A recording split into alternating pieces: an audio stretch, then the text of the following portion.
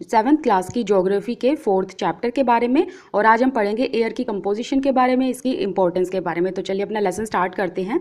देखिए, जो हमारी अर्थ है वो चारों तरफ से सराउंडेड है ह्यूज ब्लैंकेट ऑफ एयर से, और इसी को एटमॉस्फेयर कहा जाता है। और ये एटमॉस्फेयर ऑल लिविंग बींग्स के लिए बहुत ज़रूरी है, क्योंकि जो जितने भी लिविंग बींग्स हैं, लाइक एनिमल्स हो गए, प्लांट्स हो गए, माइक्रो ऑर्गेनिजम्स हो गए, ह्यूमन बींग्स हो गए, ये सब जो हैं एटमॉस्फेयर पर डिपेंडेंट रहते हैं अपने सर्वाइवल के लिए। ठीक है, अब ये सर्वाइवल के लिए डिपेंड रहते हैं, और इन्होंने यहाँ पर एक रीज़न भी बताया है कि ये हमें जो एटमॉस्फेयर है ये हमें एयर प्रोवाइड करता है जो हम ब्रीथ करते हैं, पहली बात।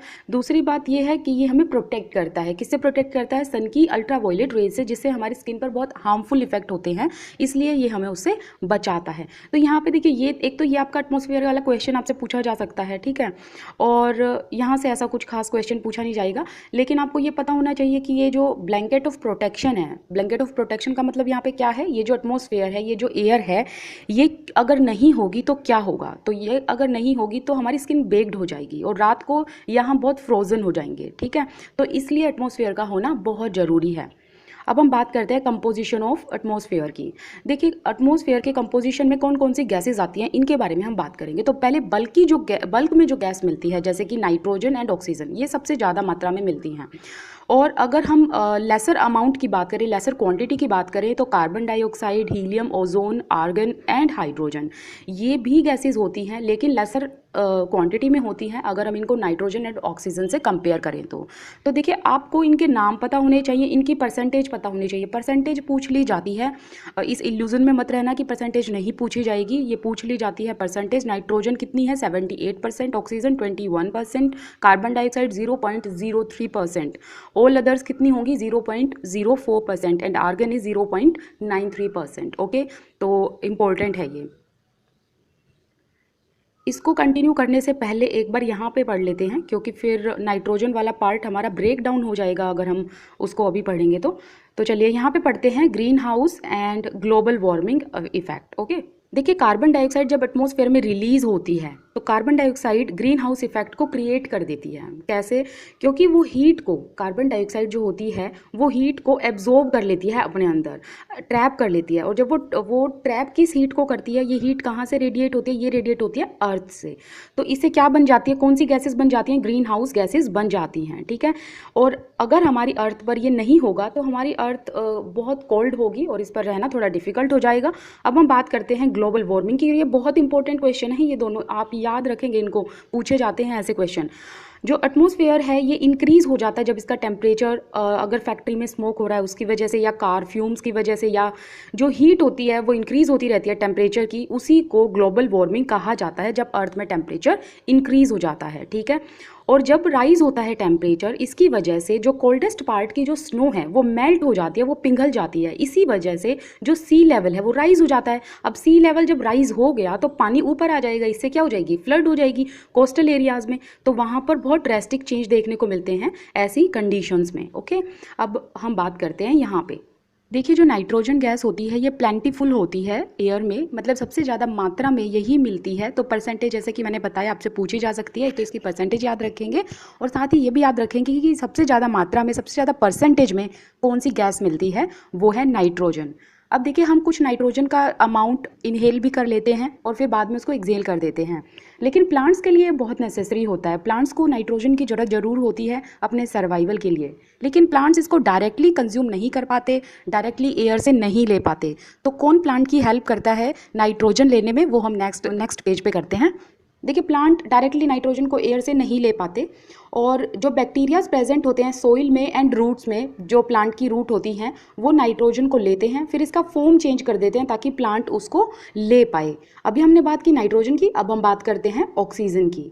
और यहाँ पे ये आपका इंपॉर्टेंट क्वेश्चन बन जाता है कि नाइट्रोजन डायरेक्टली नहीं लेते हैं प्लांट एयर से, तो फिर उनकी हेल्प कौन करता है? तो वो है बैक्टीरियाज जो कहाँ प्रेजेंट होते हैं? सोइल में एंड रूट्स में प्लांट की।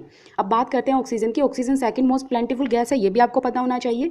और ह्यूमन एंड एनिमल्स दोनों के लिए ऑक्सीजन की बहुत ज़रूरत होती है, और ऑक्सीजन वो एयर से लेते हैं जो वो ब्रीथ करते हैं। ग्रीन प्लांट प्रोड्यूस करते हैं ऑक्सीजन को फोटोसिंथेसिस के थ्रू। तो इस तरीके से कि वो जो ग्रीन प्लांट है वो ऑक्सीजन प्रोड्यूस करते हैं और एनिमल्स जो हैं फिर वो ऑक्सीजन लेते हैं और फिर वो एक्सेल करते हैं कार्बन डाइऑक्साइड, फिर जो प्लांट होते हैं वो कार्बन डाइऑक्साइड लेते हैं। तो ये एक साइकिल जो है चलता रहता है और एक बैलेंस बना रहता है। और लेकिन ये बैलेंस जब डिस्टर्ब हो जाता है जब हम ट्रीज़ को कट कर देते हैं। फिर बात करते हैं कार्बन डाइऑक्साइड की। कार्बन डाइऑक्साइड भी बहुत इंपॉर्टेंट गैस है और ग्रीन प्लांट जो है वो कार्बन डाइऑक्साइड यूज़ करते हैं फूड बनाने के लिए अपने फोटोसिंथेसिस प्रोसेस में, और वो रिलीज़ करते हैं ऑक्सीजन को, और ह्यूमन एंड एनिमल्स रिलीज़ करते हैं कार्बन डाइऑक्साइड को। तो जो अमाउंट है कार्बन डाइऑक्साइड का जब वो रिलीज़ होता है ह्यूमन एंड एनिमल्स के थ्रू, इक्वल अमाउंट में होता है जो प्लांट यूज़ करते हैं एंड जो प्लांट क्या करते हैं, एक्सहेल करते हैं ऑक्सीजन को। तो वो इक्वल अमाउंट में होता है ये सर्कुलेशन कार्बन डाइऑक्साइड का एंड ऑक्सीजन का, और एक परफेक्ट बैलेंस बन जाता है।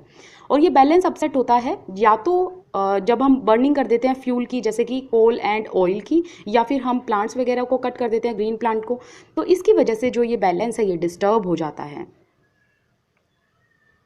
ओके, यहाँ पे आप लोगों को कुछ ये जो न्यूज़पेपर की कटिंग्स है वो दिखाई गई हैं।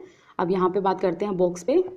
देखिए, जब एयर को हीट कर दिया जाता है तो वो एक्सपैंड हो जाती है, ठीक है, और एक्सपैंड होने की वजह से फिर वो लाइटर हो जाती है। अब जो लाइट चीज़ होगी वो मतलब अपवर्ड जाएगी तो वो ऊपर चली जाती है, और जो कोल्ड गैस होती है वो डेंसर होती है। डेंसर होने की वजह से, उसकी डेंसिटी ज़्यादा होने की वजह से वो हैवी हो जाती है, इसलिए वो सिंक डाउन मतलब नीचे आती है। तो जब हॉट एयर ऊपर चली जाती है और जो कोल्ड एयर होती है हमारे आसपास वो इन गैप्स में फिल हो जाती है, और इसी से एक एयर सर्कुलेशन होता रहता है कोल्ड एंड हॉट गैसेस का। तो ये भी इंपॉर्टेंट है, आपको ये भी याद रखना है। अभी हम इसको नेक्स्ट पेज से कंटिन्यू करते हैं।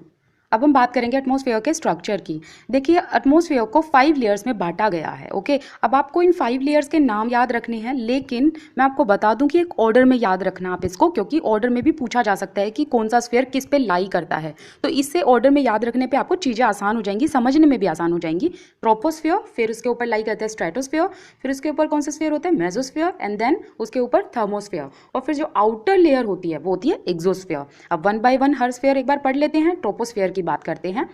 ट्रोपोस्फीयर मोस्ट इंपॉर्टेंट लेयर होती है एटमॉस्फेयर में, और इसकी हाइट होती है 13 किलोमीटर। देखिए, वैसे हाइट ना पूछी नहीं जाती है, लेकिन मैं फिर भी एक बार बता दूं कि आप लोग रिस्क मत लेना, थोड़ा सा इसको हाइट को एक बार थोड़ा एस्टिमेट करके देख लेना, थोड़ा आसपास का नियर डिजिट याद कर लेना अगर करेक्ट याद ना हो तो, लेकिन एक बार इनकी हाइट देख जरूर लेना, ठीक है।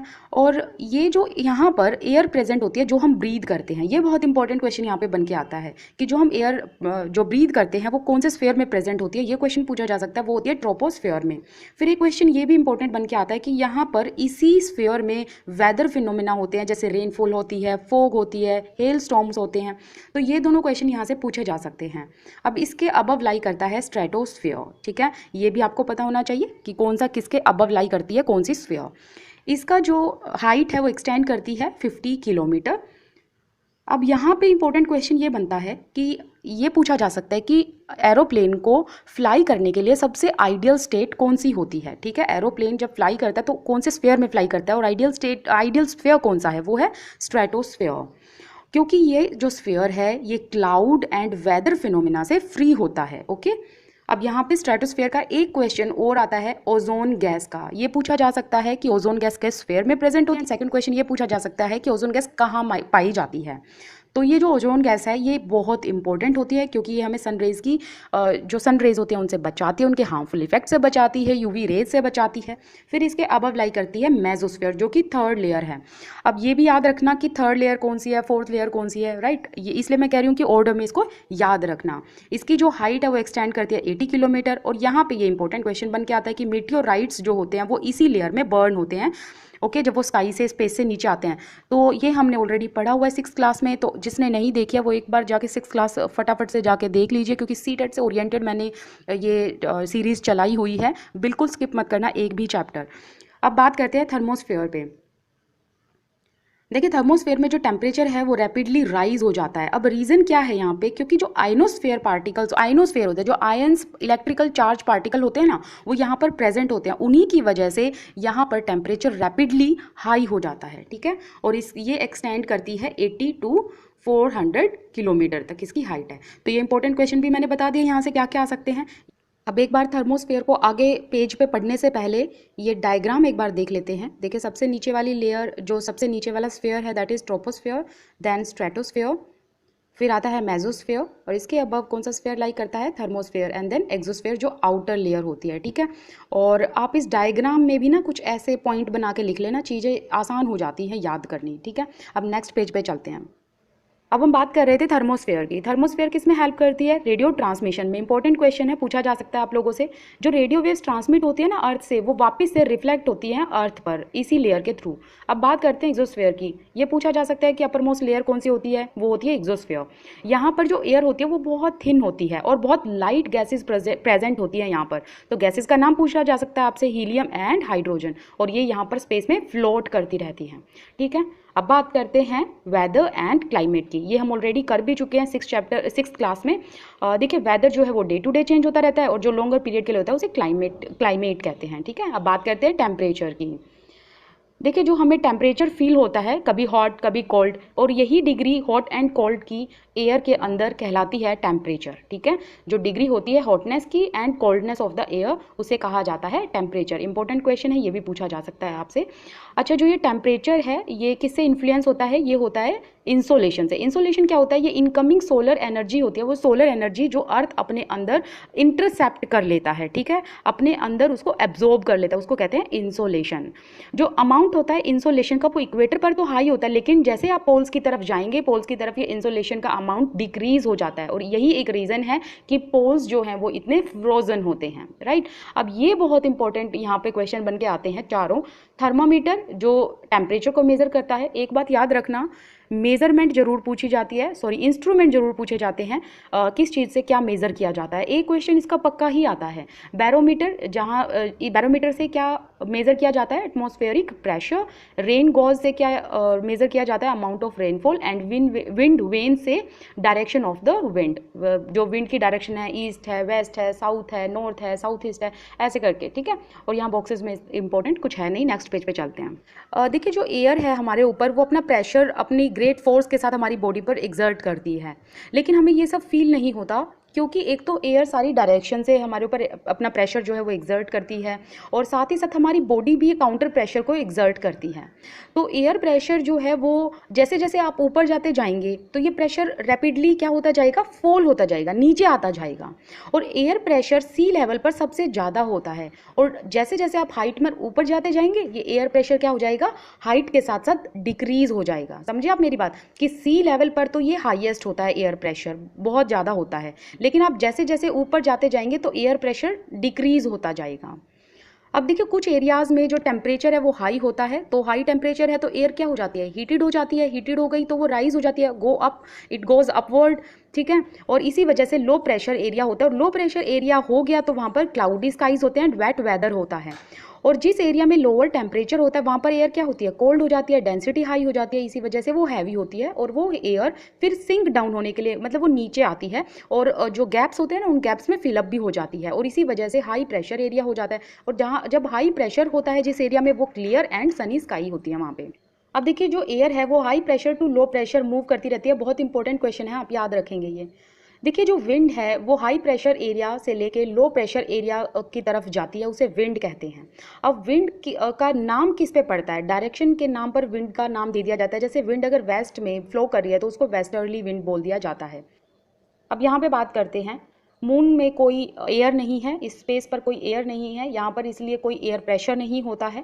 तो जो हमारी बॉडी प्रेशर को एक्सर्ट करती है और वहाँ से कोई हमें एयर का प्रेशर नहीं मिलता, तो जो ब्लड वेसल्स होती हैं वो बर्स्ट हो जाती हैं, इसलिए एस्ट्रोनॉट्स को एक स्पेस सूट पहनना पड़ता है जो एयर से फिल्ड अप हुआ होता है। अब यहाँ पे बात करते हैं जो इंपॉर्टेंट क्वेश्चन है, जो टेम्परेचर है उसको मेज़र किया, किस यूनिट में मेज़र किया जाता है, डिग्री सेल्सियस में। आपको नाम याद रखना है किसने इन्वेंट किया था, एंड्रस सेल्सियस ने। और वाटर फ्रीज होता है 0 डिग्री पे एंड बॉईल होता है 100 डिग्री सेल्सियस पे, और ये क्वेश्चन यहाँ से पूछा भी जा चुका है सीटेट में। अब नेक्स्ट पेज पे विंड को कंटिन्यू करते हैं। सबसे पहले बात करते हैं परमानेंट विंड की। परमानेंट विंड कौन सी होती है, द ट्रेड विंड्स, वेस्टरलाइज एंड डिस्ट्रलाइज, ये परमानेंट विंड्स होती हैं, मतलब ये कॉन्स्टेंटली ब्लो करती रहती हैं थ्रू आउट द ईयर और एक पर्टिकुलर डायरेक्शन में ब्लो करती हैं। ठीक है, तो इन्हें कहा जाता है परमानेंट विंड्स। अब बात करते हैं सीजनल विंड्स की। नाम से ही समझ आ रहा है जो डिफरेंट सीजन्स में चेंज होती रहती है और इनकी जो डायरेक्शन होती है ना वो सीजन के हिसाब से होती है, जैसे मॉनसून इन इंडिया। अब बात करते हैं लोकल विंड्स की, जो स्मॉल एरिया में किसी पीरियड में, पर्टिकुलर पीरियड में, दिन के या फिर साल के किसी पर्टिकुलर पीरियड में एक स्मॉल एरिया में ब्लो करती है, जैसे कि लू। ठीक है, ये इसका एग्जाम्पल है। एग्जाम्पल भी पूछा जा सकता है आप लोगों से, ये जैसे मॉनसून सीजनल विंड्स का है और लू लोकल विंड्स का एग्जाम्पल है। तो ये आपको एग्जाम्पल भी याद रखने हैं। ठीक है, इसमें से क्वेश्चन आ सकता है, याद रखेंगे आप। नेक्स्ट पेज पे चलते हैं। यहाँ पे तो सिर्फ कुछ साइक्लोन के बारे में इन्होंने बताया हुआ है और आप बस एक बार ये स्टोरी से कुछ दी हुई है, इसको एक बार आप पढ़ लेना। ठीक है, नेक्स्ट पेज पे चलते हैं। चलिए अब हम बात करते हैं मॉइस्चर की। जब वाटर इवेपोरेट हो जाता है लैंड से एंड वाटर बॉडीज से, तो ये वाटर इवेपोरेट होकर वाटर वेपर्स बन जाता है। और वाटर वेपर जब एयर के साथ कांटेक्ट में आते हैं तो मॉइस्चर हो जाता है एयर के अंदर, और इसी वजह से ह्यूमिडिटी कहलाई जाती है और इसी को ह्यूमिडिटी कहते हैं। ये क्वेश्चन आपसे पूछा जा सकता है। और एयर जब फुल ऑफ वाटर वेपर होता है उसे ह्यूमिड डे कहा जाता है। देखिए, जैसे जैसे एयर वार्म होती जाती है उसकी कैपेसिटी भी बढ़ जाती है उसी हिसाब से वाटर वेपर को होल्ड करने की, और जितनी ज़्यादा कैपेसिटी उसकी वाटर वेपर को होल्ड करने की होती है उसी हिसाब से मोर एंड मोर ह्यूमिडिटी हो जाती है। ह्यूमिड डेज पर क्लोथ्स जल्दी से ड्राई नहीं होते, जो बॉडी का स्वेट है वो जल्दी से इवेपोरेट नहीं होता, और ये कहीं ना कहीं अनकंफर्टेबल फील करा देता है। जो वाटर वेपर है वो राइज होकर ऊपर जाकर कूल डाउन हो जाते हैं और ये वाटर ड्रॉपलेट अपना एक फॉर्मेशन बनाकर कंडेंसेशन फॉर्म कर लेते हैं।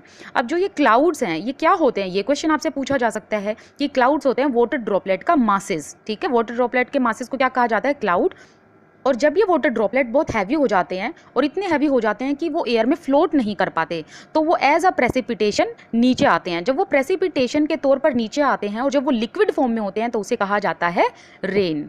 ठीक है, और जो ग्राउंड वाटर हमें मिलता है अर्थ पर वो रेनफॉल का ही पार्ट होता है, वो रेनफॉल से ही आता है। प्लांट जो वाटर है उसको प्रिजर्व करके रखते हैं। अगर प्लांट्स को काट दिया जाता है, ट्रीज़ को कट कर दिया जाता है, तो जो रेन वाटर है वो उन माउंटेन से सीधा नीचे आता है और लो लेइंग एरियाज़ पर जब आता है तो वहाँ पर फ्लड हो जाता है। ठीक है, क्योंकि वाटर लेवल हाई हो जाता है, और अगर ट्रीज़ नहीं काटते हैं तो वो वाटर को इंटैक्ट करके रखता है। ठीक है, और इसी मैकेनिज्म पर 3 टाइप की रेनफॉल यहाँ पे बताई गई हैं, conventional rainfall, orographic and cyclonic. एक तो तीनों का नाम याद रखना है आपको, और इन रेनफॉल के बारे में हम डिटेल में पढ़ेंगे आगे। यहाँ पे हमारा चैप्टर फिनिश होता है। कल हम बात करेंगे नेक्स्ट चैप्टर पे। आपको मेरा चैनल पसंद आया है तो please like, share and subscribe.